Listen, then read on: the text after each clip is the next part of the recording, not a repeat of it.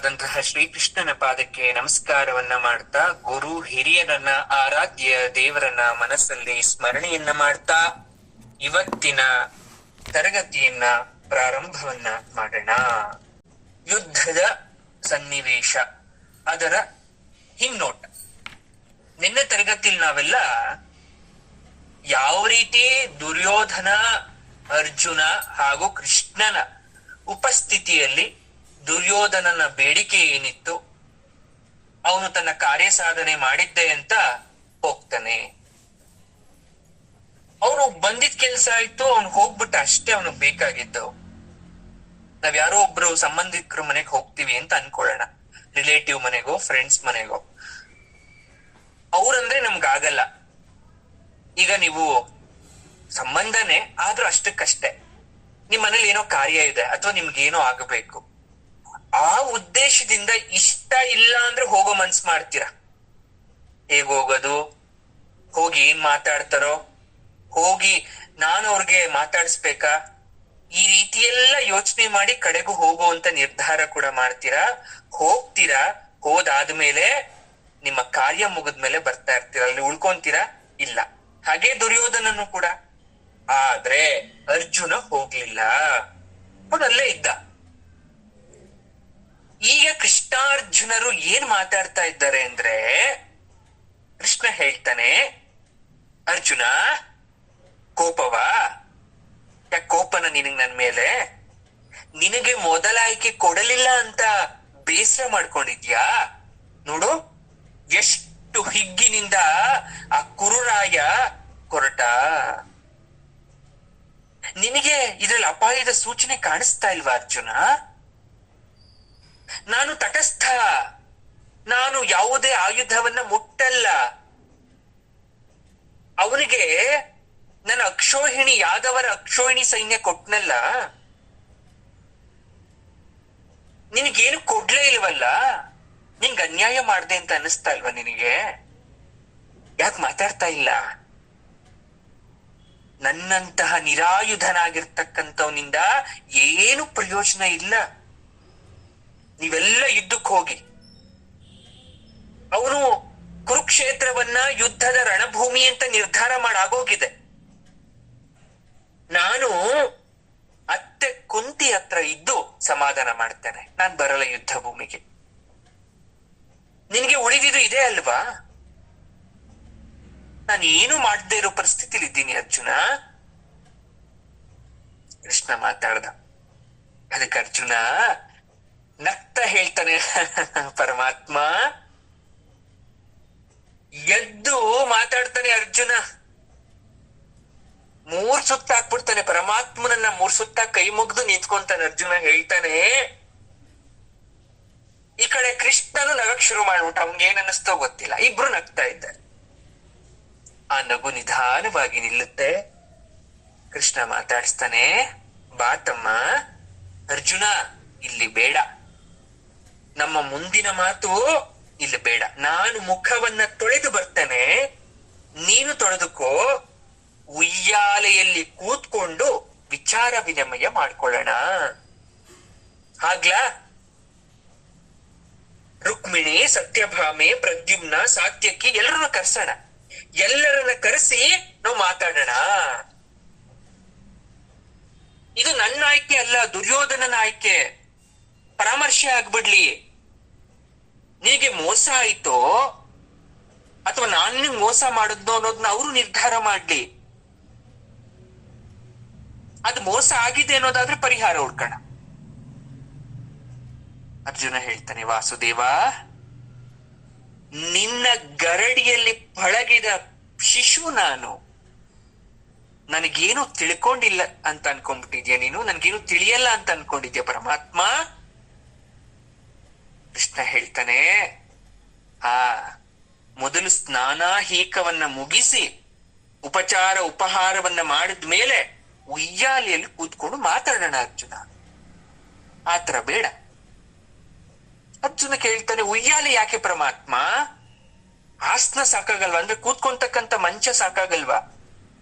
ನಾವು ಕೂತಿರೋ ಸಿಂಹಾಸನ ಸಾಕಾಗಲ್ವಾ? ಹೋಗ್ಲಿ, ಏಕಾಂತ ಗೃಹದ ನಿನ್ನ ಶಯ್ಯ ಸಾಲ್ದ? ನೀನ್ ಮಲ್ಗೋಕ್ ಹೋಗ್ತಿಲ್ಲ, ಹಾಸಿಗೆ ಸಾಕಾಗಲ್ವಾ? ಅದು ಕೃಷ್ಣ ಹೇಳ್ತಾನೆ, ಕೇಳು, ಒಂದು ಹಿರಿಯರ ಮಾತಿದೆ, ಅದಕ್ಕೆ ಹೇಳಿದ್ ನಾನು. ಹಿರಿಯರ ಮಾತ ಯಾವ್ದದು? ಕೃಷ್ಣ ಹೇಳ್ತಾನೆ, ಯಾವ್ದು ಗೊತ್ತಾ ಹಿರಿಯರ ಮಾತು? ದೊಡ್ಡೋರು ಒಂದ್ ಮಾತು ಹೇಳ್ತಾರೆ, ಡೋಲಾಯಮಾನಂ ಗೋವಿಂದಂ ಮಂಚಸ್ಥಂ ಮಧುಸೂದನಂ ರಥಸ್ಥಂ ಕೇಶವಂ ದೃಷ್ಟ್ವಾ ಪುನರ್ಜನ್ಮನ ವಿದ್ಯತೆ. ಅಂದ್ರೆ ಡೋಲಾಯಮಾನಂ ಗೋವಿಂದಂ, ದೇವರನ್ನ ನೀವು ನೇರವಾಗಿ ನೋಡೋದಕ್ಕೂ ಉಯ್ಯಾಲೆ ಮೇಲೆ ಕೂರ್ಸ್ಕೊಂಡು ನೋಡೋದಕ್ಕೂ ಬಹಳ ವ್ಯತ್ಯಾಸ ಇದೆ, ಲಾಟ್ ಆಫ್ ಡಿಫರೆನ್ಸ್ ಇದೆ.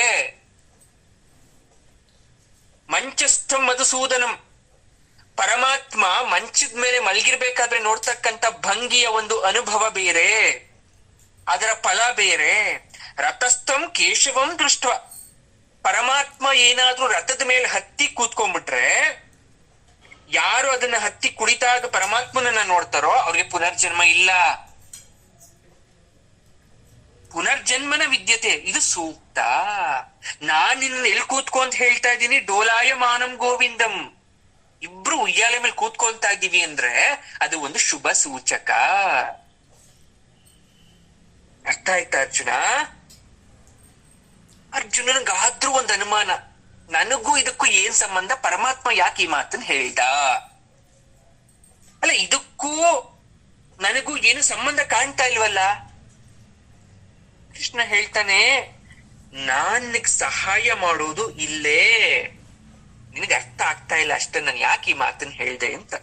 ಈ ಶ್ಲೋಕ ಹೇಳಿದ್ನಲ್ಲ ನಾನು, ಈ ಶ್ಲೋಕದಲ್ಲಿ ಅದರ ಅರ್ಥ ಇದೆ. ಹಾ, ಅರ್ಜುನನಿಗೆ ಈಗ ಜ್ಞಾನೋದಯ ಆಯ್ತು. ಹಾ ಭಗವಂತ, ನನ್ನ ಮಂಕು ಪೂರ್ತಿ ಆಯ್ತು, ನಿನ್ನ ಮೋಡಿ ಪೂರ್ಣವಾಗೋಯ್ತು. ಕೃಷ್ಣ ಹೇಳ್ತಾನೆ, ಅದಕ್ಕೆ ಹೇಳಿದ್ದು ಇದು ಒಂದು ಕ್ಷಣದಲ್ಲಿ ವಿವರಣೆ ಕೊಡುವಂತ ವಿಚಾರ ಅಲ್ಲ. ನಡೆ, ಮೊದಲು ಸ್ನಾನ ಮುಗಿಸು, ಉಪಹಾರವನ್ನ ತಿಂದು ರುಕ್ಮಿಣಿ ಸತ್ಯಭಾಮೆ ಪ್ರದ್ಯುಮ್ನನ್ನ ಕರ್ಸಣ. ಆಯ್ತು. ಈಗ ದುರ್ಯೋಧನ ಇಲ್ಲಿ ಕೃಷ್ಣನನ್ನ ಕಂಡ, ಹೊರಟ. ಆದ್ರೆ ಅವನು ಬುದ್ಧಿವಂತ. ಅವನಿಗೆ ಬಲರಾಮನ ಅಂದ್ರೆ ಬಹಳವಾದಂತಹ ಪ್ರೀತಿ. ಯಾಕಂದ್ರೆ ಗದಾಯುದ್ಧ ಕಲಿಸಿದ ಗುರುಗಳು ಬಲದೇವ. ಬಲದೇವರನ್ನ ನಮಸ್ಕಾರ ಮಾಡದೆ, ಅವರ ಸಹಾಯವನ್ನ ಕೋರ್ದೆ ದುರ್ಯೋಧನ ಹೋಗಲ್ಲ. ಅವನು ಹೋಗೋ ತರ ಬಂದು ಎಲ್ಗ್ ಹೋಗಿದ್ದಾನೆ? ಸೀದಾ ಬಲರಾಮ ದೇವರ ದರ್ಶನಕ್ಕೆ ಹೋಗಿದ್ದಾನೆ. ಹೋದವನು, ಗುರುದೇವ, ನಾನು ನಿನ್ನ ತಮ್ಮನಾದಂತಹ ಶ್ರೀಕೃಷ್ಣನ ಕಾಣಕ್ಕೆ ಬಂದಿದ್ದೆ. ಸರಿ, ಏನು ವಿಚಾರ? ಏನ್ ಕುರಿತು ಮಾತಾಡಿದ್ರಿ ನೀವು? ನೀನ್ ಯಾವಾಗ ಬಂದೆ? ತಿಳಿಲೇ ಇಲ್ವಲ್ಲ ನನಗೆ. ಸರಿ ಹೋಯ್ತು, ಬೆಳಗ್ಗೆ ತರಾತುರಿಲಿ ಬಂದೆ ಗುರುದೇವ. ಅದೇ ವೇಳೆಗೆ ಅರ್ಜುನ ಬೇರೆ ಬರ್ಬೇಕಾ? ಬಂದ್ರೆ ಏನ್ ತಪ್ಪು? ಹಳೇದೆಲ್ಲ ಮರೆತು ಪ್ರೀತಿಯಿಂದ ಹೊಂದ್ಕೊಂಡಿಬ್ರು ಸುಖವಾಗಿರಪ್ಪ. ಗುರುವೇ, ನನ್ನ ಚರಿತ್ರೆ ಮರ್ತೋಗ್ಬಿಟ್ಟಿದ್ದೀರಾ ನೀವು? ಸಹಬಾಳ್ವೆ ಮುಗ್ದೋಗಿರೋ ಮಾತು, ಇನ್ನೇನಿದ್ರು ಯುದ್ಧದ ಮಾತು. ಬಲರಾಮ ಹೇಳ್ತಾನೆ, ಅಯ್ಯೋಯ್ಯೋ, ಹಾಗಾಯ್ತಾ? ಮುಂದೇನು? ನಾನು ನಿಮ್ಮಲ್ಲಿ ಒಂದು ವಿನಂತಿಯನ್ನ ಮಾಡ್ಕೊಂತೇನೆ ಗುರುದೇವ, ಯುದ್ಧದಲ್ಲಿ ನೀವು ನನ್ನ ಕಡೆ ಇರಬೇಕು ಅಂತ ಪ್ರಾರ್ಥಿಸ್ತೇನೆ ಅಂತ ಕೈ ಮುಗಿತಾನೆ. ಆಗ ಬಲದೇವ ಹೇಳ್ತಾರೆ, ಏಕಾಕಿ ಹೀಗೆ ಕೇಳ್ಬಿಟ್ರೆ ಹಾಗಲ್ಲಪ್ಪ. ನನ್ನ ತಮ್ಮನಾದಂತಹ ಶ್ರೀಕೃಷ್ಣ ಏನ್ ಹೇಳ್ದ? ನಿಮ್ಮ ಯಾದವ ಸೇನೆಯನ್ನೆಲ್ಲ ನನ್ನತ್ತ ಇತ್ತ, ನನ್ನ ಕಡೆ ಕೊಟ್ಬಿಟ್ಟ ಅವನು. ಕೃಷ್ಣ ತಟಸ್ಥನಾಗಿರ್ತಾನಂತೆ, ಯುದ್ಧ ಮಾಡಲ್ವಂತೆ. ಕೃಷ್ಣ ತಟಸ್ಥನಾಗಿರ್ತಾನಂತ? ಏನ್ ಹಾಗಂದ್ರೆ? ಯಾಕೆ ಉದಾಸೀನತೆ? ಅದು ನನಗ್ ಗೊತ್ತಿಲ್ಲ ಗುರುದೇವ. ಅಂತೂ ಸೇನೆಯನ್ನ ನನಗ್ ಕೊಟ್ಟ, ಅದು ಸಾಕು. ನೀವೊಬ್ರು ನನ್ನ ಕಡೆ ಬಂದ್ಬಿಟ್ರೆ ವಿಜಯ ನಂದೇ. ಬಲದೇವ ಹೇಳ್ತಾರೆ, ಅದು ಕಷ್ಟ. ಕೃಷ್ಣನ ಅಭಿಪ್ರಾಯಕ್ಕೆ ವಿರುದ್ಧವಾಗಿ ನಾನು ಎಂದೂ ನಡೆಯಲಾರೆ. ಆದ್ರೆ ಯೋಚನೆ ಮಾಡ್ತೇನೆ, ಅವನ ಜೊತೆ ಕೂತು ಮಾತಾಡ್ತೇನೆ, ತೀರ್ಮಾನ ಮಾಡ್ತೇನೆ. ನೀನು ನೆಮ್ಮದಿಯಾಗಿ ಊರ್ಗ್ ಹೋಗುವ. ಯುದ್ಧ ಯಾವಾಗ? ಹೇಳಲಾರೆ ಯಾವಾಗ ಅಂತ ನಿಶ್ಚಿತವಾಗಿ ಇನ್ನು ಯುದ್ಧದ ಸಿದ್ಧತೆಗಳಾಗಬೇಕು. ಏನ್ ಹೇಳ್ದ? ಕೃಷ್ಣನ ಅಭಿಪ್ರಾಯವನ್ನು ತಿಳಿಸ್ದ? ಇಲ್ಲ ಇಲ್ಲ. ಇನ್ನು ಹಸ್ತಿನಾವತಿಗೆ ತಲುಪಿದ ಮೇಲೆ ಎಲ್ಲರಿಗೂ ವಿಚಾರವನ್ನು ಮುಟ್ಟಿಸ್ತೇನೆ. ಆದ್ರೆ ನೀವು ನನ್ನ ಕೈ ಬಿಡಬಾರದು. ಅದು ದೈವ ಇಚ್ಛೆ ದುರ್ಯೋಧನ. ದೈವ ವಾಣಿ ಇದ್ದಂತೆ ನಾನು ನಡೆಯುತ್ತೇನೆ ಅಂತ ಬಲದೇವರು ಹೇಳ್ತಾರೆ. ಈ ಕಡೆ ಕೃತವರ್ಮ ಆಲೋಚಿಸ್ತಾ ಇದ್ದಾರೆ, ಈ ಕೃಷ್ಣನ ತಂತ್ರ ಏನಿರ್ಬೋದು? ತಟಸ್ಥನಾಗ್ತೀನಿ ಅಂತ ಪರಮಾತ್ಮ ಹೇಳಿದ್ರೆ ಅದು ನಂಬೋದ ನಾವು? ಅಥವಾ ಇದು ನಾಟಕ ಆಡ್ತಾ ಇದ್ದಾನ, ಅವನು ಬರೀ ಬೂಟಾಟಿಕೆ ಮಾಡ್ತಾ ಇದ್ದಾನ? ತಟಸ್ಥ ಆಗಿರೋದು ಅವನ್ ಜಾಯಮಾನದಲ್ಲೇ ಇಲ್ಲ. ಧರ್ಮ ಪಕ್ಷಪಾತಿ ಆಗ್ತಾನೆ. ನನಗೆ ಹೇಳ್ತಾನೆ ಸೈನ್ಯ ಕೌರವರ ಜೊತೆ ನೀನ್ ಇರು ಅಂತ ಹೇಳ್ದ ನನಗೆ. ಇದು ಅಪ್ನೇನೋ ಸೂಚನೆನೋ ನನಗೆ ಗೊತ್ತಿಲ್ಲ. ಯಾಕೆ ಪರಮಾತ್ಮ ಶ್ರೀಕೃಷ್ಣ ನನಗೆ ಈ ತರ ಹೇಳ್ದ? ನನ್ನ ಅಡ್ಕಟ್ರಲ್ಲಿ ನಿಲ್ಸ್ಬಿಟ್ನಲ್ಲ ಪರಮಾತ್ಮ. ಕೃತವರ್ಮ ಯೋಚನೆ ಮಾಡ್ತಾ ಇದ್ದಾನೆ. ತಲೆ ಚಿಟ್ಟಿಡಿತಾ ಇದೆ. ಆಯ್ತು, ಮುಂದೆ ಏನಾಗತ್ತೆ ಇಲ್ಲಿ ಅಂದ್ರೆ, ಪಡಸಾಲೆಯಲ್ಲಿ ಕೃಷ್ಣ, ಅರ್ಜುನ, ಸಾಂಬ, ಪ್ರದ್ಯುಮ್ನ, ರುಕ್ಮಿಣಿ, ಸತ್ಯಭಾಮ, ಅಕ್ರೂರ ಎಲ್ಲರೂ ಮಾತಾಡ್ತಾ ಇದ್ದಾರೆ ಕೂತ್ಕೊಂಡು. ಕುತೂಹಲ. ಎಲ್ಲರೂ ಯಾಕೋ ಸ್ವಲ್ಪ ಮೌನವಾಗಿದ್ದಾರೆ, ಯಾರು ಮಾತಾಡ್ತಾ ಇಲ್ಲ. ಒಬ್ರು ಮುಖೊಬ್ರು ನೋಡ್ತಾ ಇದ್ದಾರೆ. ಯಾಕಂದ್ರೆ ಅಲ್ಲಿ ಆಗ್ತಾ ಇರೋದು ಮದುವೆ ಮಾತುಕತೆ ಇಲ್ಲ, ಯುದ್ಧದ ಮಾತುಕತೆ. ಕೃಷ್ಣನೇ ಮಾತನ್ನ ಶುರು ಮಾಡ್ತಾನೆ. ಏನಯ್ಯ ಪಾರ್ಥ, ನೀನ್ ಮೋಸ ಹೋಗ್ಲಿಲ್ವಾ? ನನ್ನ ನಿರ್ಣಯ ನಿನಗೆ ಅನ್ಯಾಯ ಮಾಡ್ದಂಗ ಆಗ್ಲಿಲ್ವಾ? ಸೇನೆಯನ್ನೆಲ್ಲ ನನ್ ಕೌರವರು ಕೊಟ್ಬಿಟ್ನಲ್ಲ, ನಿನ್ಗ ಅಸೂಯೆ ಆಗ್ಲಿಲ್ವಾ? ಅರ್ಜುನ ಮತ್ತೆ ನಗ್ತಾನೆ. ಆಗ್ಲೇ ಹೇಳದ್ನಲ್ಲ ಪರಮಾತ್ಮ, ನಾನು ನಿನ್ನ ಗರಡಿಯಲ್ಲಿ ಪಳಗಿದ ಶಿಶು. ಕೃಷ್ಣ ಮೊದಲೇ ಹಾಸ್ಯಗಾರ. ನಾನು ಯಾವ ಗರಡಿಯನ್ನು ನಡೆಸ್ಲಿಲ್ವಲ್ಲೋ ಅರ್ಜುನ. ಏನು ಗರಡಿ ಮಾತು? ಗರಡಿಯೋ ಜರಡಿಯೋ ಪರಮಾತ್ಮ. ನಿನ್ನ ನೀತಿ, ನಿನ್ನ ನಡತೆ, ನಿನ್ನ ಯುದ್ಧ ರೀತಿಯನ್ನ, ನಿನ್ನ ಆಯ್ಕೆ ವಿಧಾನವನ್ನ, ನಿನ್ನ ಜಯ ಸಾಧಿಸೋ ಬಗೆಗಳನ್ನ ನಾನ್ ಚೆನ್ನಾಗಿ ಅರ್ಥ ಮಾಡ್ಕೊಂಡಿದ್ದೇನೆ. ಅಲ್ಲಪ್ಪ, ತಟಸ್ಥ ಅಂತ ಗೊತ್ತಾದ ಮೇಲೂ, ನಾನು ಯಾವುದೇ ಆಯುಧವನ್ನ ಕೈಯಲ್ಲಿ ಹಿಡಿಯಲ್ಲ ಅಂತ ಗೊತ್ತಾದ ಮೇಲೂ ನಿನ್ ಬೇಸರ ಆಗ್ತಾ ಇಲ್ವಾ? ಯಾಕೆ ಬೇಸರ? ಹೌದು, ನೀನ್ ತಟಸ್ಥ ಆದ್ರೆ ನೀನ್ ನಮ್ ಜೊತೆ ಇರ್ತೀಯಲ್ಲ, ಅದು ಸಾಕಲ್ವ ನಮ್ಗೆ? ಅಲ್ಲ, ನಂಗೆ ಅರ್ಥ ಆಗ್ತಾ ಇಲ್ಲ. ನೀನ್ ಬುದ್ಧಿವಂತ ನೀನು ಅರ್ಜುನ. ಅಲ್ಲಿ ಹೋಗಿ ಈ ಮಾತನ್ನ ಏನಾದ್ರೂ ನಿಮ್ ಅಣ್ಣ ತಮ್ಮದಿರ್ ಮುಂದೆ ಹೇಳಿದ್ರೆ ಬೈಸ್ಕೊಂತೀಯ ನೀನು. ಯೋಚನೆ ಮಾಡು. ಯೋಚಿಸುವುದಕ್ಕೆ ಏನು ಇಲ್ಲ. ನಾನು ಹೇಳಾಗಿದೆ. ಅಣ್ಣ ತಮ್ಮಂದಿರು ನನ್ನನ್ನ ಪ್ರಶ್ನೆ ಮಾಡೋದಿಲ್ಲ. ಈ ನಿನ್ನ ನಿರ್ಧಾರವೇ ನಮ್ಮ ನಿರ್ಧಾರ. ಆಯ್ತು, ನನ್ನ ನಿರ್ಧಾರ ನಿಮ್ ನಿರ್ಧಾರ. ನಾನು ಯುದ್ಧ ಮಾಡಲ್ಲ. ನನ್ನಿಂದ ನಿಮ್ಗೆ ಏನಾಗಬೇಕು? ಏನು ಬಯಸ್ತಾ ಇದ್ದೀರ ನೀವು? ಪರಮಾತ್ಮ ನಾವೇನು ಬಯಸಲ್ಲ. ನೀನು ಏನು ಕೊಡ್ತೀಯೋ ಅದೇ ಸಾಕು. ಸುಮ್ಮನೆ ನಮ್ಮೊಡನೆ ಇದ್ರೆ ಸಾಕು. ನೀನು ಅದೇನ್ ಪ್ರಯೋಜನ ಆಗಿದ್ರೆ ಅರ್ಜುನ? ನಾನ್ ನಿಮ್ ಜೊತೆ ಸುಮ್ನೆ ಇದ್ರೆ ಏನ್ ಪ್ರಯೋಜನ? ಅಲ್ಲ ಪರಮಾತ್ಮ, ಆಗಿಂದ ನಾನು ಆಯುಧ ಹಿಡಿಯಲ್ಲ ಅಂತ ಹೇಳ್ತಾ ಇದ್ದೀಯಲ್ಲ. ಕಾಲಯವನನ್ನ ಕೊಂದಾಗ ನೀನು ಯಾವ ಆಯುಧ ಹಿಡ್ಕೊಂಡಿದ್ದೆ ಕೈಯಲ್ಲಿ? ಜರಾಸಂಧನನ್ನ ಕೊಂದಾಗ ಯಾವ ಆಯುಧವನ್ನ ಹಿಡ್ಕೊಂಡಿದ್ದೆ? ಕಂಸನನ್ನ ಕೊಂದಾಗ ಯಾವ ಆಯುಧವನ್ನ ಹಿಡ್ಕೊಂಡಿದ್ದೆ? ಪೂತನೆ, ಶಕಟ, ಅರಿಷ್ಟ, ಬಕ, ವ್ಯೋಮಾವರ್ತ, ಇಷ್ಟು ಜನ ನೀನ್ ಸಾಯಿಸ್ತಲ್ಲ, ಒಂದೇ ಒಂದು ಆಯುಧದ ಬಳಕೆ ಆಗ್ಲಿಲ್ವಲ್ಲ ಪರಮಾತ್ಮ? ಅದೆಲ್ಲ ಹಳೇ ಕಾಲದ ಮಾತು ಅರ್ಜುನ. ಈಗ ಯಾಕೆ ಮಾತಾಡ್ತಿದ್ಯಾ? ನನ್ಗೀಗ ವಯಸ್ಸಾಗೋಗ್ಬಿಟ್ಟಿದೆ. ನನಗೆ ನಿಂತರ ಹುಡುಗ ಅನ್ಕೊಂಡಿದ್ಯಾ? ಕೃಷ್ಣನ್ ಮಾತು ನೋಡಿ, ನನ್ಗೆ ವಯಸ್ಸಾಗೋಯ್ತು. ಹಳೇದು ಅವಾಗ ಇನ್ನು ವಯಸ್ಸಕರನಾಗಿದ್ದೆ. ಯಾವುದೇ ಆಯುಧ ಬೇಕಾಗಿರ್ಲಿಲ್ಲ. ನನ್ ಕೈಯೇ ಸಾಕಾಗಿತ್ತು, ನನ್ ಕಾಲೇ ಸಾಕಾಗಿತ್ತು. ಈಗ ಅದೆಲ್ಲ ಬಿಟ್ಟು ನೇರವಾಗಿ ಯೋಚನೆ ಮಾಡಿ ಹೇಳು. ಅರ್ಜುನ ಹೇಳ್ತಾನೆ, ಪರಮಾತ್ಮ, ನಿನ್ನ ಸಂಕಲ್ಪ ನಾವು ಜಯಶಾಲಿ ಆಗ್ಬೇಕು ಅನ್ನೋದು ನಿನ್ನ ಮನಸ್ಸಲ್ಲಿ ಇದ್ರೆ ಅಷ್ಟೇ ಸಾಕು. ಆ ಸಂಕಲ್ಪನೆ ನಮ್ಗೆ ಆಯುಧ ಆಗುತ್ತೆ, ಬೇರೇನೂ ಬೇಡ. ಅಜ್ಞಾನಿ ಕಣೋ ಅರ್ಜುನ ನೀನು. ರಾಜಕೀಯ ಮಾತಾಡು ಅಂದ್ರೆ ವೇದಾಂತ ಮಾತಾಡ್ತಾ ಇದೆಯಾ ಬಂದು? ಇದೇನಾ ನೀನ್ ನನ್ ಗರಡಿಲ್ ಕಲ್ತಿದ್ದು? ತಟಸ್ಥನಾಗಿರ್ತೀನಿ ಅಂದೆ, ನೀನಾದ್ರೂ ಕೇಳ್ತಾ ಇಲ್ಲ. ಈಗ ಸಾಂಬ ಶುರು ಮಾಡ್ದ. ತಟಸ್ಥನಾಗಿರೋದು ಅಂದ್ರೆ ಏನು? ಏನ್ ಮಾಡ್ತೀನಿ ನೀನು? ನೀನೇ ಹೇಳು, ಏನ್ ಮಾಡ್ಬೇಕು ನಾನು? ಕೃಷ್ಣ ಕೇಳ್ತೇನೆ ಸಾಂಬ, ನೀನೇ ಹೇಳಪ್ಪ ಸಾಂಬ, ಏನ್ ಮಾಡ್ಲಿ ನಾನು? ಏನು ಮಾಡ್ಬೇಡ, ಇಲ್ಲೇ ಇರು. ಅವ್ರವರು ಅಣ್ಣ ತಮ್ಮದರ ದಾಯಾದಿಗಳು ಹೊಡೆದಾಡ್ಕೊಳ್ಳಿ, ನೀನ್ ಯಾಕೆ ಹೋಗ್ತೆ ಮಧ್ಯ?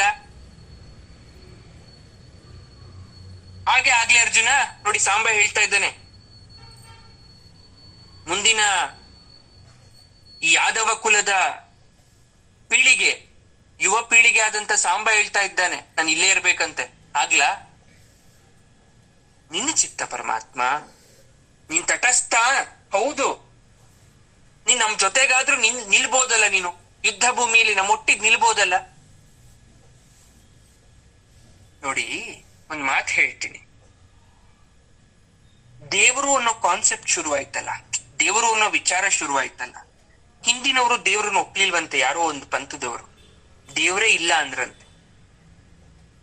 ಅವ್ರಾದ್ಮೇಲೆ ಬಂದವರು ದೇವರಿದೆ ಅಂತ ಒಪ್ಪುದ್ರಂತೆ.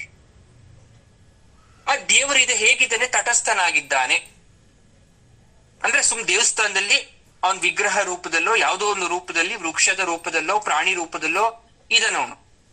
ಅವನು ಮೂವ್ಮೆಂಟ್ ಮಾಡಲ್ಲ. ಕೆಲವೊಬ್ರು ಹೇಳ್ತಾರೆ, ನೋಡಿ ವಿಗ್ರಹ ಅದು ಸ್ಟೋನ್ ಇಂದ ಮಾಡಿದಿರೋ, ಕಲ್ಲಿಂದ ಮಾಡಿದಿರೋ, ಏನೋ ಮಾಡಿದಿರ, ಅದು ನಿರ್ಜೀವ ವಸ್ತು, ಅದು ತಟಸ್ಥವಾಗಿರ್ತಕ್ಕಂಥ ವಸ್ತು. ಈಗ ಒಂದು ವಸ್ತುಗೆ ಜೀವ ಇದೆ ಅಂತ ಹೇಗೆ ಹೇಳ್ತೀವಿ? ಇಲ್ಲ ಅದು ಉಸಿರಾಡ್ಬೇಕು, ಇಲ್ಲ ಅದು ಊಟ ಮಾಡ್ಬೇಕು, ಇಲ್ಲ ಮೂವ್ಮೆಂಟ್ ಆಗ್ಬೇಕಂದ್ರೆ ಸಂಚಾರ ಆಗ್ಬೇಕು. ಇದ್ಯಾವುದು ಮಾಡಲ್ವಲ್ಲ. ಹಾಗಾಗಿ ತಟಸ್ಥವಾಗಿರ್ತಕ್ಕಂಥ ವಸ್ತು ನಿಷ್ಕ್ರಿಯ. ಆದ್ರೆ ದೇವ್ರ ನಂಬೋರ್ ಶುರು ಮಾಡಿದ್ರಲ್ಲ, ದೇವ್ರ ಇದೆ ಅಂತ ನಂಬಕ್ ಶುರು ಮಾಡಿದ್ರಲ್ಲ, ಅವ್ರೇನ್ ಹೇಳಿದ್ರು ಗೊತ್ತಾ? ಹೌದು, ದೇವ್ರ ತಟಸ್ಥನಾಗೆ ಇರ್ತಾನೆ, ಆದ್ರೆ ಆ ತಟಸ್ಥನಾಗಿರ್ತಕ್ಕಂಥ ರೂಪದಲ್ಲಿ ಒಂದು ಕಾಣದ ಶಕ್ತಿ ಅಡಗಿದೆ. ಅದು ಕರ್ಮಾಫಲಗಳ ಮೇಲೆ ನಮಗೆ ಆಶೀರ್ವಾದ ಅಥವಾ ಶಿಕ್ಷೆಯನ್ನ ವಿಧಿಸ್ತಾನೆ ಅಂತ ನಂಬಕ್ ಶುರು ಮಾಡಿದ್ರಂತೆ. ಹೌದು, ಅವನ್ ತಟಸ್ಥ, ಆದ್ರೆ ನಿಷ್ಕ್ರಿಯ ಅಲ್ಲ. ಸುಮ್ನೆ ಇರ್ಬೋದು ದೇವ್ರು, ಆದ್ರೆ ದೇವ್ರು ನಿಷ್ಕ್ರಿಯ ವಸ್ತು ಅಲ್ಲ. ಎಲ್ಲ ಗೊತ್ತಾಗುತ್ತೆ, ನಾವ್ ಆಡೋ ಮಾತೆಲ್ಲ ಕೇಳಿಸುತ್ತೆ, ರಿಯಾಕ್ಟ್ ಮಾಡಲ್ಲ ಅಷ್ಟೇ. ಅದನ್ನ ನಾವು ಪರಮ ಚೈತನ್ಯ ಅಂತ ಕರಿತೀವಿ. ಜಡದ ತರ ಇರುತ್ತೆ, ಆದ್ರೆ ಜಡ ವಸ್ತು ಅಲ್ಲ. ಪುಣ್ಯ ಪಾಪಗಳನ್ನ ತಲೆ ಕಟ್ತಕ್ಕಂತ ನಿಪುಣವಾದಂತಹ ವಸ್ತುವೇ ದೇವ್ರು. ಪಕ್ಷಪಾತ ಮಾಡಲ್ಲ.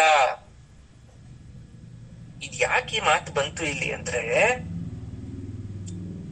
ಕೌರವರಿಗೂ ಪಾಂಡವರಿಗೂ ಮಧ್ಯಸ್ಥನಾಗಿದ್ದು ಯುದ್ಧವನ್ನ ತಪ್ಪಿಸ್ಬೇಕಾಗಿದ್ದಂತಹ ಕೃಷ್ಣ ಎಲ್ಲ ಪ್ರಯತ್ನವನ್ನ ಮಾಡ್ದ. ದೇವರು ಒಂದು ಮಾತ್ರಕ್ಕೆ ವಿಧಿಯ ನಿಯಮವನ್ನ ಬದಲಾಯಿಸಕ್ಕೆ ಸಾಧ್ಯ ಇಲ್ಲ. ಸಾಮಾನ್ಯವಾದ ಪ್ರಶ್ನೆ ಎಲ್ರಿಗೂ ಬರೋದು, ಯಾಕೆ ಕೃಷ್ಣ ಸರ್ವಾಂತರ್ಯಾಮಿ ಯಾಕೆ ಯುದ್ಧ ತಪ್ಪಿಸ್ಲಿಲ್ಲ? ನಿಮ್ಗೂ ಬರುತ್ತೆ, ನನಗೂ ಬರುತ್ತೆ, ಇನ್ನೊಬ್ರಿಗೂ ಬರುತ್ತೆ. ನೋಡಿ, ಎಲ್ಲವನ್ನ ತಪ್ಪಿಸ್ಬಿಟ್ಟು ಎಲ್ಲ ಮಾಡ್ಬಿಟ್ರೆ ವಿಧಿ ಅಂತ ಯಾಕೆ ಇರೋದು? ವಿಧಿಯ ವಿರುದ್ಧವಾಗಿ ಯಾಕೆ ಹೋಗ್ಬೇಕು? ಸರಿ, ವಿಧಿ ಯಾಕೆ ಬರ್ದ? ಮತ್ತೆ ಕ್ವಶನ್ ಆಗ್ತೀರಾ, ವಿಧಿಗೆ ಏನ್ ಮಾಡಕ್ ಕೆಲ್ಸ ಇರ್ಲಿಲ್ವಾ? ವಿಧಿ ಯಾಕೆ ಬರ್ದ ಅಂದ್ರೆ, ಅವನು ಲೋಕದಲ್ಲಿ ಧರ್ಮಸ್ಥಾಪನೆ ಮಾಡ್ಬೇಕು ಅಂತಕ್ಕಂತ ಗೊತ್ತಿತ್ತು ವಿಚಾರ. ಮುಂದೆ ದಾಯಾದಿ ಕಲಹ ಅನ್ನೋದು ಹುಟ್ಕೊಳುತ್ತೆ ಕಲಿಯುಗ ಪ್ರಾರಂಭ ಆದ್ಮೇಲೆ. ಅದಕ್ಕೆ ಮುನ್ನೋಟವಾಗಿ ಎಚ್ಚರಿಕೆಯ ವಸ್ತುವಾಗಿ, ಅಥವಾ ಹೀಗೆಲ್ಲ ಆಗಬಹುದು ಕುಟುಂಬದಲ್ಲಿ, ಒಂದು ರಾಜಕೀಯ ಅಂದ್ರೆ ಹೀಗಾಗತ್ತೆ, ರಾಜಕೀಯದಲ್ಲಿ ಅಧಿಕಾರ ಪ್ರತಿಷ್ಠೆಗೋಸ್ಕರ ಇಡೀ ದೇಶವನ್ನೇ ನಾಶ ಮಾಡ್ತಾರೆ ಅನ್ನೋ ಎಲ್ಲ ವಿಚಾರವನ್ನ ನಮ್ಮ ಕಲಿಯುಗದ ಜನರಿಗೆ ಪಾಠವನ್ನ ತಿಳಿಸಿ, ಧರ್ಮ ಅಂದ್ರೆ ಏನು ಅಂತ ತಿಳಿಸ್ಬೇಕಾಗಿತ್ತು. ಆಗ ವಿಧಿಯನ್ನ ವಿಧಿ ಲಿಖಿತ ಅಂತ ಬರೀತಾನೆ ಬ್ರಹ್ಮದೇವ, ಹೀಗಾಗ್ಬೇಕು ಅಂತ. ಸರಿ, ಬ್ರಹ್ಮದೇವ ಬರೆದ ವಿಧಿ ಲಿಖಿತವನ್ನ ನಾರಾಯಣ ಅಳಿಸ್ಬಿಟ್ರೆ ಬ್ರಹ್ಮನ್ಗೆ ಏನ್ ಸಿಕ್ತು ಹಂಗಾದ್ರೆ ವ್ಯಾಲ್ಯೂ ಅಲ್ಲಿ? ಒಂದ್ ದೇವ್ರು ಇನ್ನೊಂದ್ ದೇವ್ರಿಗೆ ಕಾರ್ಯಕ್ಕೆ ಅಡ್ಡಿಪಡಿಸ್ದಂಗ ಆಗ್ಲಿಲ್ವಾ? ಆದ್ರೂ ದೇವ್ರು ಅನ್ನೋ ಒಂದು ಶಕ್ತಿ ಮೇರೆ ಕೃಷ್ಣ ಎಲ್ಲ ಪ್ರಯತ್ನ ಪಡ್ತಾನೆ. ಯಾಕೆ ರಾಮಾಯಣದಲ್ಲಿ ವಶಿಷ್ಠರು ಕಷ್ಟಪಡ್ಲಿಲ್ವಾ? ಆಮೇಲೆ ನಮ್ಮ ರಾಮಾಯಣ ಬರೆದಂತ ವಾಲ್ಮೀಕಿ ಮಹರ್ಷಿಗಳು ಕಷ್ಟಪಡ್ಲಿಲ್ವಾ ಯುದ್ಧವನ್ನ ತಪ್ಪಿಸ್ಬೇಕು ಅಂತ? ಹೇಳ್ತಾರ ರಾಮನಿಗೆ, ವಾಲ್ಮೀಕಿ ಮಹರ್ಷಿನೇ ಬಂದು ಹೇಳ್ತಾರಲ್ಲ, ಬೇಡಪ್ಪ ನೋಡು ಇವಳೇ ಸೀತೆ, ಇವ್ರು ನಿನ್ ಮಕ್ಕಳು, ಒಪ್ಕೋ. ಮುಂದಿನ ಅರಿವಿತ್ತು ವಾಲ್ಮೀಕಿಗೆ ಏನಾಗತ್ತೆ ಅಂತ ತಪ್ಸಕ್ ಪ್ರಯತ್ನ ಪಟ್ಟ, ಆದ್ರೆ ವಿಧಿಲಿಖಿತವನ್ನ ಅಳ್ಸಕ್ ಸಾಧ್ಯ ಆಗ್ಲಿಲ್ಲ. ಗೊತ್ತಿತ್ತು ಸೀತೆ ಭೂಲೋಕಕ್ಕೆ ಹೋಗ್ಬಿಡ್ತಾಳೆ, ಮತ್ತೆ ಭೂಮಿ ಆ ತಾಯಿಯ ಮಡಿಲಿಗೆ ಹೋಗ್ತಾಳೆ ಅವಳು ಅನ್ನೋ ವಿಚಾರ ಎಲ್ಲ ಗೊತ್ತಿತ್ತು. ಇಷ್ಟೆಲ್ಲ ವಿಚಾರ ಗೊತ್ತಿದ್ರು ತಪ್ಸಕ್ ಆಯ್ತಾ? ಆಗ್ಲಿಲ್ಲ. ಯಾಕೆ? ಅದು ವಿಧಿಲಿಖಿತ. ಹಾಗೆ ಈ ಕುರುಕ್ಷೇತ್ರ ಅಂತಕ್ಕಂಥ ಯುದ್ಧ ಕೂಡ ಪರಮಾತ್ಮನಿಗೆ ಶಕ್ತಿ ಇದು ಮಾತ್ರಕ್ಕೆ ಇದನ್ನ ತಪ್ಪಿಸ್ಬೋದಿತ್ತು ಅಂದ್ರೆ ಆಗಲ್ಲ. ನಮ್ಮ ಮನೆ ಸಂಸಾರನೇ ನಮಗೆ ಮುಂದೆ ಹೀಗಾಗತ್ತೆ ಅಂತ ನಿಮ್ಗೆ ಗೊತ್ತಿರುತ್ತೆ, ನಾಳೆ ನಿಮ್ಮ ಮನೆಯಲ್ಲಿ ಮನಸ್ತಾಪ ಬರುತ್ತೆ ಅಂತ ಗೊತ್ತಿರುತ್ತೆ, ಜಗಳ ಆಗತ್ತೆ ಅಂತ ಗೊತ್ತಿರುತ್ತೆ, ಈ ಕೆಲಸ ಮಾಡಿದ್ರೆ ನಿಮ್ ಮನೆಯವ್ರಿಗೆ ಯಾರಿಗೋ ಇಷ್ಟ ಆಗಲ್ಲ ಅಂತ ಗೊತ್ತಿರುತ್ತೆ. ಅದನ್ನೇ ತಪ್ಸಕ್ ಆಗದೆ ಇರೋರು ಕುರುಕ್ಷೇತ್ರ ಯುದ್ಧ ಯಾಕೆ ಕೃಷ್ಣ ತಪ್ಪಿಸ್ಲಿಲ್ಲ ಅಂತ ಪ್ರಶ್ನೆ ಮಾಡಕ್ ಆಗತ್ತಾ? ಯೋಚನೆ ಮಾಡಿ ಒಂದ್ ಕ್ಷಣ ನೀವು. ಅದಕ್ಕೇನೆ ಮಾತು ಅಂತಕ್ಕಂಥದ್ದು ಗಾಳಿಗೆ ಬಿಡುವಂತದ್ದು, ಅದನ್ನ ಎಷ್ಟು ದೂರ ಬೇಕಾದ್ರೂ ಬಿಡ್ಬೋದು. ನನ್ ಬಾಯಿ ಮಾತಲ್ಲಿ ಹೇಳ್ತೀನಿ, 1,000 kg ಇರ್ತಕ್ಕಂಥ ಒಂದು ಭಾರವಾದ ವಸ್ತುವನ್ನ ಎತ್ತಿ ತಲೆ ಮೇಲೆ ಇಟ್ಕೊಂತೀನಿ ಅಂತ ಇಟ್ಕೊಳಕ್ ಆಗತ್ತಾ? ಹಾಗೆ ನಿತ್ಯ ಜೀವನ ಕೂಡ ಹೇಳಿದ್ದೆಲ್ಲ ಮಾಡಕ್ಕಾಗಲ್ಲ, ಮಾಡದ್ನೆಲ್ಲ ಅನುಭವ್ಸಕ್ಕಾಗಲ್ಲ, ಅನುಭವಿಸಿದ್ನೆಲ್ಲ ಹೇಳಕ್ಕಾಗಲ್ಲ. ಈಗ ಯಾಕೆ ಮಾತು ಹೇಳ್ದೆ ಗೊತ್ತಾ? ಇಲ್ಲೊಬ್ಬ ಕೂತಿದ್ದಾನೆ, ಕೃಷ್ಣನ್ ಮಕ್ಕಳು. ಶುರು ಮಾಡ್ದ ಒಬ್ಬ, ಅಪ್ಪಾಜಿ ಯುದ್ಧ ತಪ್ಸೋದ್ ನಿನ್ ಕೈಲಿದ್ಯಲ್ಲ, ತಪ್ಪಿಸ್ಬೋದಲ್ವಾ ನೀನು? ಸಾಂಬ ಈ ಕಡೆ ಅಕ್ರೂರ ಹೇಳ್ತಾನೆ, ನಾನೊಂದು ಹೇಳ, ನಂಗೇನು ಹೇಳ್ಬೇಕು ಅನಿಸ್ತಾ ಇದೆ, ಹೇಳ. ಎಳೆಯರೇ, ಚಿಕ್ಕ ಮಕ್ಳೆ ಕೇಳಿಸ್ಕೊಳ್ಳಿ, ಇಲ್ಲಿ ತಟಸ್ಥ ಅನ್ನಲ್ಲ ಕೃಷ್ಣ ಇರಲ್ಲೊಂದು ಲೀಲಾ ವಿನೋದ ಇದೆ. ನೀವ್ಯಾರು ಅದನ್ನ ಗಮನಿಸ್ಲಿಲ್ಲ. ಆ ವಿನೋದ ಅಂತಕ್ಕಂಥದ್ದು ಬರ್ಬರನೋ ಅಥವಾ ಕರುಣೆನೋ ಶೂನ್ಯನೋ ಅಲ್ಲ. ಯಾಕಂದ್ರೆ ಪರಮಾತ್ಮ ಫಲ ಕೊಡೋವನು, ತಟಸ್ಥವಾಗಿರೋನಲ್ಲ. ತನ್ನ ಲೀಲೆಗೆ ತಾನೇ ಯಾವತ್ತೂ ಅಡ್ಡ ಬರಲ್ಲ. ಇಲ್ಲಿ ಜಗದೀಶ್ವರನ ಆಟದಲ್ಲಿ ನಾವು ಅವನ ಅರ್ಥ ಮಾಡ್ಕೊಳಕ್ ಆಗ್ತಾ ಇಲ್ಲ.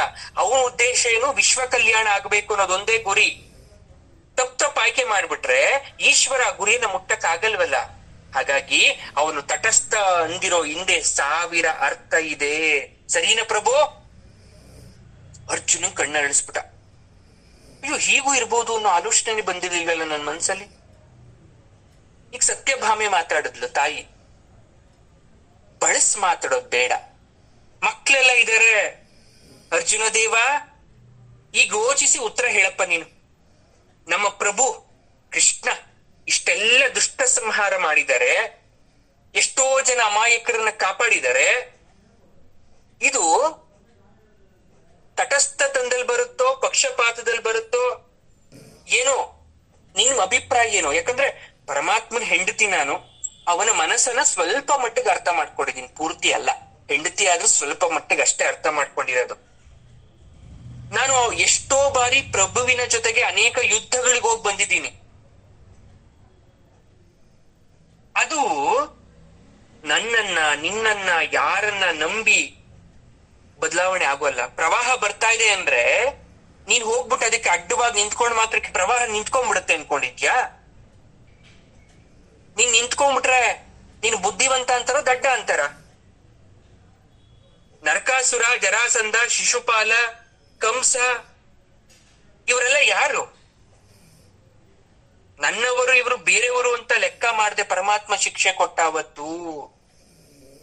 ಹಾಗಾಗಿ ಯೋಚನೆ ಮಾಡಿ ಹೇಳು, ಕೃಷ್ಣ ಹೇಳ್ದಂತ ಮಾತು ಸರಿನಾ ತಪ್ಪ? ಸತ್ಯಭಾಮೆ ಮಾತು ಕೇಳ್ಕೊಂಡು ಕೃಷ್ಣ ಹೇಳ್ತಾನೆ, ಭೇಷ್ ಭಾಮೆ ಭೇಷ್, ನೀನು ಚತುರೆ ಮಾತ್ರ ಅಲ್ಲ ಶಾಸ್ತ್ರಜ್ಞೆ ಕೂಡ. ಹಾಗಾದ್ರೆ ನೀನ್ ಹೇಳು ಬಾಮೆ, ಅರ್ಜುನ್ ನೀನಪ್ಪ, ನೀನ್ ಹೇಳು ಬಾಮೆ, ಈ ತಟಸ್ಥತನ ಹೇಗಿರ್ಬೇಕು, ನಾನು ಹೆಂಗಿರ್ಬೇಕು, ಮುಂದೆ ಹೇಗಿರ್ಬೇಕು ನಾನು? ಬಾಮೆ ಹೇಳ್ತಾಳೆ, ಪರಮಾತ್ಮ ನೀವು ಪಾಂಡವರಿಗೆ ಒದಗ್ಬೇಕು. ತಟಸ್ಥ ಅಂದ್ರೆ ಯಾವುದೇ ಅಪೇಕ್ಷೆ ಪಡಬಾರ್ದು. ಕೃಷ್ಣ ನಂಗೆ ಅದ್ ಹೇಳ್ಕೊಡು, ಇದ್ ಹೇಳ್ಕೊಡು, ನನ್ಗೆ ಆ ಆಯುಧ ಕೊಡು, ಈ ಆಯುಧ ಕೊಡು ಅಂತ ಏನು ಅಪೇಕ್ಷೆ ಪಡಬಾರ್ದು. ಆದ್ರೆ ದುಷ್ಟರು ನಾಶ ಆಗ್ಬಿಡ್ಬೇಕು. ಯಾರು ಏನಾದ್ರೂ ಹೇಳ್ಕೊಳ್ಳಿ, ನಿಮ್ಮ ಮನ್ಸೊಳಗಡೆ ನೀವು ತಟಸ್ಥವಾಗಿದ್ದೀರಿ ಅನ್ನೋ ವಿಚಾರ ಗೊತ್ತಾದ್ರೆ ಸಾಕು. ಆಗ ಕೃಷ್ಣ ಹೇಳ್ತಾನೆ, ಅಯ್ಯಯ್ಯೋ ಅದು ಸುಲಭವಲ್ಲ ಬಾಮೆ. ಕೌರವರ ಕಡೆ ಭೀಷ್ಮ, ಅದೇ ನನ್ನ ಭಕ್ತ ಭೀಷ್ಮ, ದ್ರೋಣ, ಬ್ರಾಹ್ಮಣೋತ್ತಮ ಅವರು ಉಭಯ ಕುಲದ ಗುರುಗಳಿದ್ದಾರೆ ಅಲ್ವೇನಯ್ಯ ಅರ್ಜುನ. ಅವರನ್ನೇನು ಮಾಡ್ಲಿ ನಾನು? ಪಾಪ ಅವ್ರದ್ದು ಒಂದ್ ರೀತಿ ತಟಸ್ಥತನ ಇರ್ಲಿ, ಅವ್ರ ವಿರುದ್ಧ ನಾನು ಯುದ್ಧ ಮಾಡಕ್ ಆಗಲ್ವಲ್ಲ, ಅವ್ರನ್ನ ಸೋಲ್ಸಕ್ ಆಗಲ್ವಲ್ಲ ಯಾರ ಕೈಲು? ಭೀಷ್ಮನ್ ಅವನ್ ಸೋಲ್ಸಕ್ಕೆ ಆಗಲ್ಲ, ವರ ಇದೆ ಅವನಿಗೆ. ದ್ರೋಣರನ್ನ, ವಿದ್ಯೆ ಕಲಿಸಿದ ಗುರುವನ್ನ ಯಾರಾದ್ರೂ ಸೋಲ್ಸಕ್ ಸಾಧ್ಯನಾ? ಆಗಲ್ಲ. ಆಗ ಪ್ರದ್ಯುಮ್ನ ಹೇಳ್ತಾನೆ, ಮತ್ತೊಬ್ಬ ಮಗ, ಕೃಷ್ಣನ ಮಗ,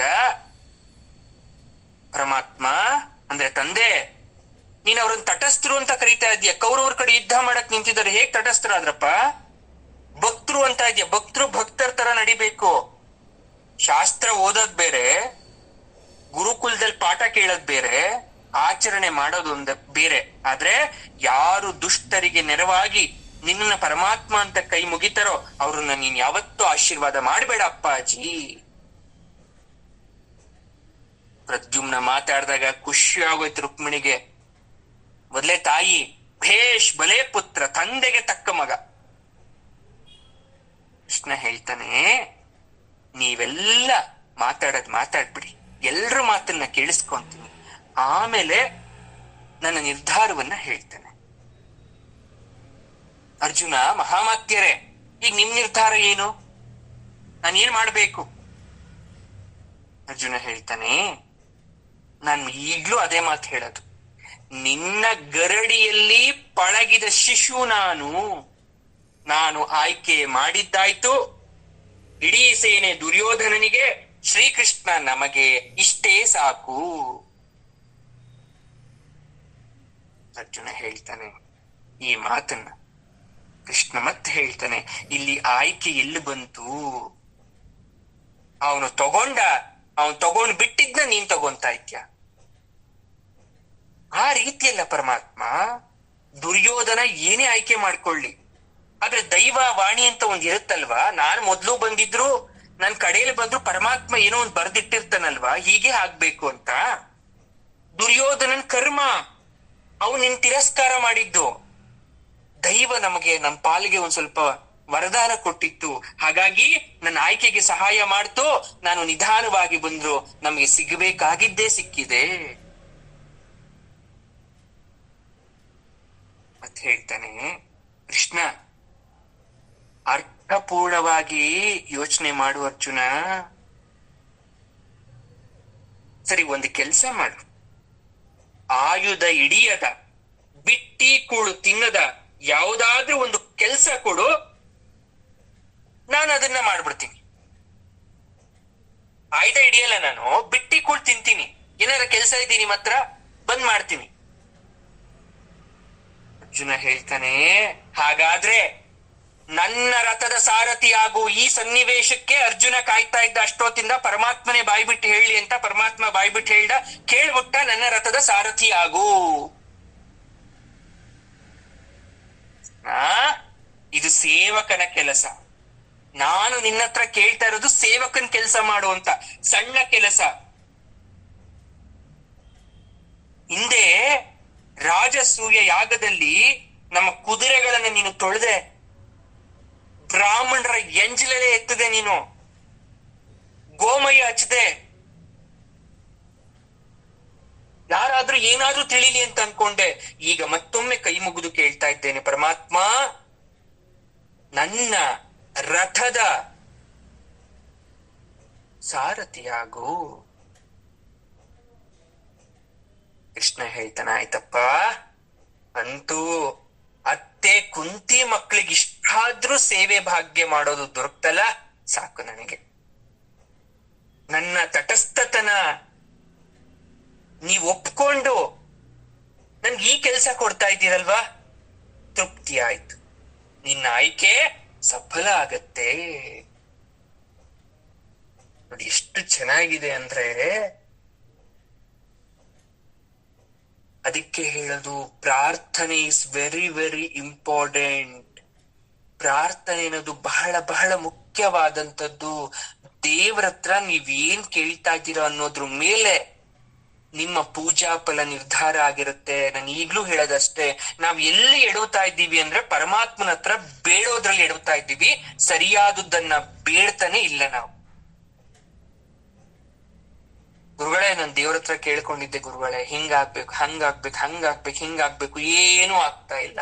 ನಂಗೆ ತುಂಬಾ ಸಂಕಟ ಆಗುತ್ತೆ ಆ ರೀತಿ ಹೇಳ್ಬೇಕಾರೆ. ಯಾಕೆ ಅಂದ್ರೆ ಪರಮಾತ್ಮನ ಹತ್ರ ಬೇಡಕ್ಕೂ ಬರಲ್ವಲ್ಲ. ಎಷ್ಟು ಮುಗ್ಧರಿದ್ದಾರೆ ನಮ್ ಜನ. ಚಿನ್ನದ ಕೋಳಿ ಚಿನ್ನದ ಮೊಟ್ಟೆ ಇಕ್ಕುತ್ತೆ, ಅದ್ರ ಹತ್ರ ಹೋಗ್ಬಿಟ್ಟು ಮೊಟ್ಟೆ ಕೊಡಿ ಅಂತ ಕೇಳಿದ್ರೆ ಹೌದು ಚಿನ್ನದ ಮೊಟ್ಟೆ ಕೊಡುತ್ತೆ. ಅದನ್ನ ಬಿಟ್ಟು ಬೇರೆದ್ನು ಕೇಳ್ಬೋದು ನೀವು, ಅದು ಆಗ್ತಾ ಇಲ್ಲ ನಿಮಗೆ. ಆ ಮೊಟ್ಟೆನೆಲ್ಲ ಇಡ್ತೀನಿ, ಅದ್ರ ಮೇಲೆ ಕೂತ್ಕೊಂಡು ಮರಿ ಮಾಡ್ಬಿಡು ಅಂದ್ರೆ ಒಂದು ಚಿನ್ನದ ಕೋಳಿ 10 ಚಿನ್ನದ ಕೋಳಿ ಆಗುತ್ತೆ. ಇದು ಆಯ್ಕೆ ವಿಧಾನ. ಇದು ಪರಮಾತ್ಮನ ಹತ್ರ ಹೋಗಿ ನಂಗೆ ಮನೆ ಕಟ್ಸ್ಕೊಡು, ನಂಗೆ ಕಾರ್ ಕೊಡು, ನಂಗೆ ಅದ್ ಮಾಡು, ಇದ್ ಮಾಡು, ಗೌರ್ಮೆಂಟ್ ಕೆಲ್ಸ ಕೊಡು, ಹೌದು ಇದೆಲ್ಲ ಬೇಡಿಕೆ, ಆದ್ರೆ ನಿಜವಾಗ್ಲೂ ಸರಿಯಾದ ಬೇಡಿಕೆ ಅಲ್ಲ. ಯಾಕಂದ್ರೆ ನಿಮ್ಮ ಯೋಗ ಪ್ರಾಪ್ತಿಯೊಂದಿಗೆ ಅದೆಲ್ಲ ಆಲ್ರೆಡಿ ಬರುತ್ತೆ, ಆದ್ರೆ ಬರೋ ಸಮಯಕ್ಕೆ ಬರುತ್ತೆ. ಅದನ್ನ ನೀವು ಬರೀ ಅದನ್ನೇ ಕೇಳ್ತಾ ಇದ್ರೆ ನೀವ್ ಕೇಳ್ತಾ ಇರೋ ಪ್ರಾರ್ಥನೆ ವೇಸ್ಟ್. ಅದು ಸರಿ ಇಲ್ಲ ನಿಮ್ಮ ಪ್ರಾರ್ಥನೆ. ಹೇಳಿದ್ರೆ ಸರಿಯಾದದನ್ನ ಕೇಳ್ಬೇಕು. ಹಾಗಾದ್ರೆ ಏನ್ ಕೇಳಲಿ ಗುರುಗಳು, ನೀವ್ ಹೇಳ್ಕೊಟ್ಬಿಡಿ. ಇನ್ಮೇಲೆ ನೀವ್ ಹೇಳ್ದಂಗೆ ಕೇಳ್ತೀನಿ. ನಾಳೆನೆ ದೇವಸ್ಥಾನಕ್ಕೆ ಹೋಗ್ಬಿಡ್ತೀನಿ, ಸ್ನಾನ ಮಾಡ್ಕೊಂಡು ಶುಕ್ರವಾರ ಅಮ್ಮನವ್ರ ದೇವಸ್ಥಾನಕ್ಕೆ ಹೋಗ್ಬಿಟ್ಟು ಕೈ ಮುಕ್ಕೊಂಡು ನಮ್ ಗುರುಗಳು ಹೇಳಿದ್ದಾರೆ ಇನ್ಮೇಲೆ ಹಿಂಗ್ ಕೇಳ್ತೀನಿ. ನೋಡಿ, ಪ್ರಾರ್ಥನೆ ಅನ್ನೋದು ಯಾರೋ ಹೇಳ್ಕೊಟ್ಟು ಮಾಡೋದಲ್ಲ.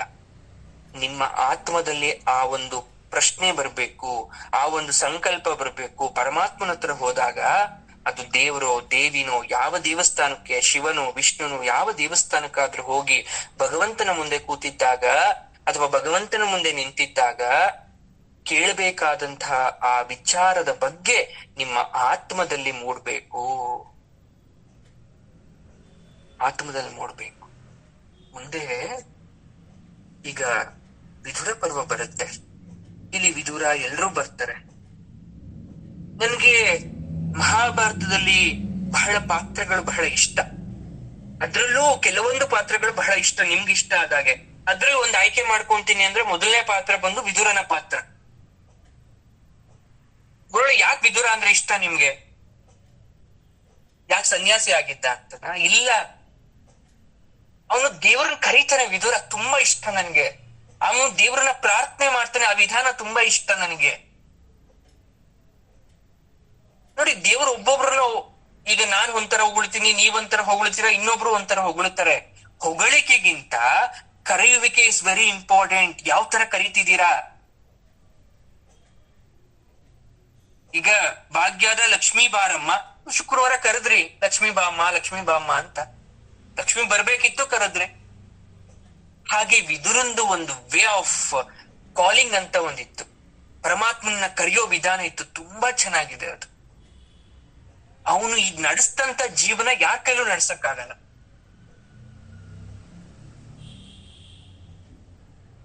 ಅದ್ರಲ್ಲಿ ಒಂದು ಸನ್ನಿವೇಶ ಇದೇ, ಯುದ್ಧದ ಸನ್ನಿವೇಶ.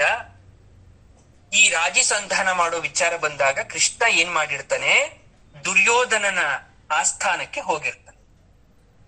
ಈ ದುರ್ಯೋಧನನ ಆಸ್ಥಾನಕ್ಕೆ ಹೋದಾಗ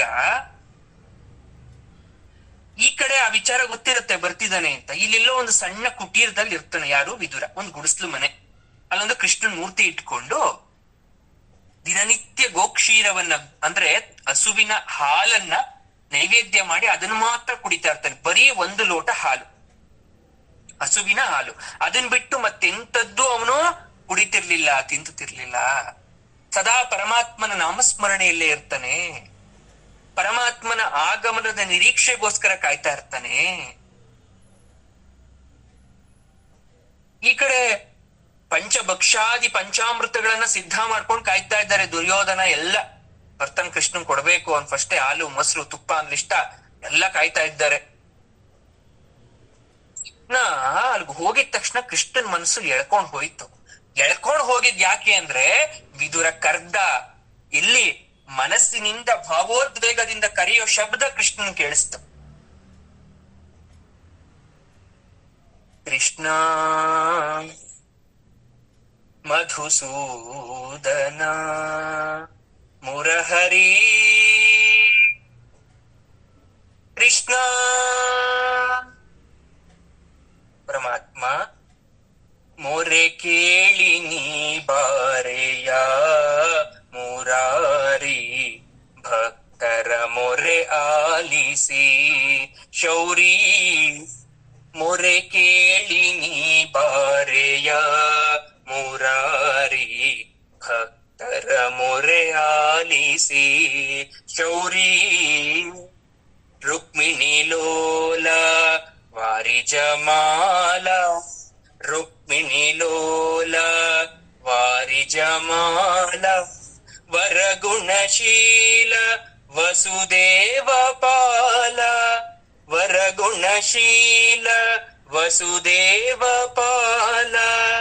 ಬಣ್ಣಿಸಲಹುದ ನಿನ್ನಯ ಲೀಲ. ಬಣ್ಣಿಸಲಹುದ ನಿನ್ನಯ ಲೀಲ.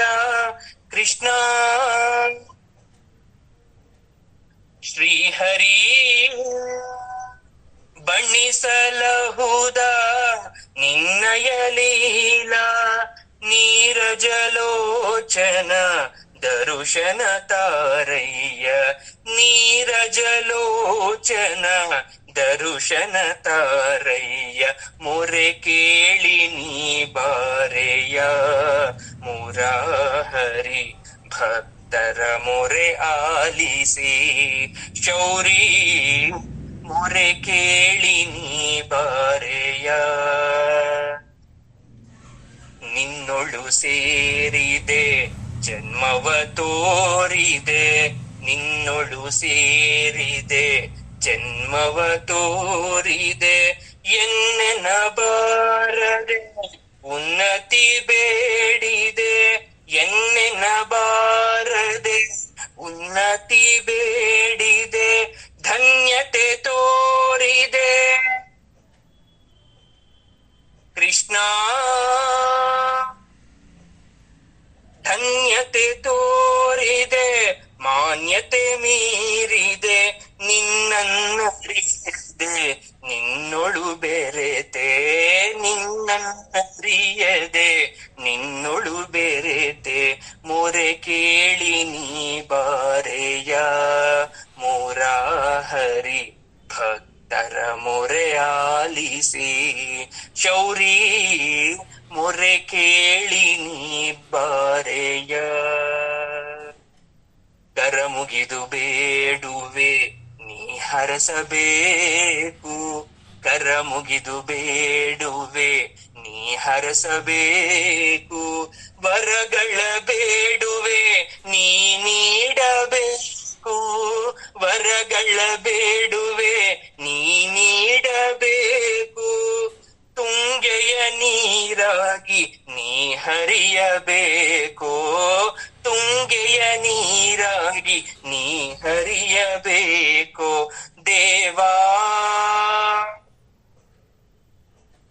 ಕೃಷ್ಣ ತುಂಗೆಯ ನೀರಾಗಿ ನೀ ಹರಿಯಬೇಕು. ಪಾದದ ಧೂಳಾಗಿ ನಾ ಬೆರೆಯಬೇಕು. ಪಾದದ ಧೂಳಾಗಿ ನಾ ಬೆರೆಯಬೇಕು. ಮೊರೆ ಕೇಳಿ ನೀ ಬಾರೆಯ ಮುರಾಹರಿ. ಭಕ್ತರ ಮೊರೆ ಆಲಿಸಿ ಶೌರಿ. ಮೊರೆ ಕೇಳಿ ನೀ ಬಾರೆಯ. ಮೊರೆ ಕೇಳಿ ನೀ ಬಾರೆಯ. ಮೊರೆ ಕೇಳಿ ನೀ ಬಾರೆಯ. ಭಕ್ತರ ಮೊರೆ ಕೇಳಿ ನೀ ಬಾರೆಯ.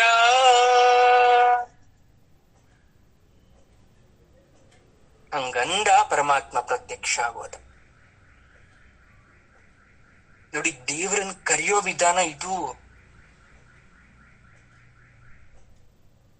ಈಗ ವರ ಕೇಳ್ತೀವಿ ಹೇಗೆ?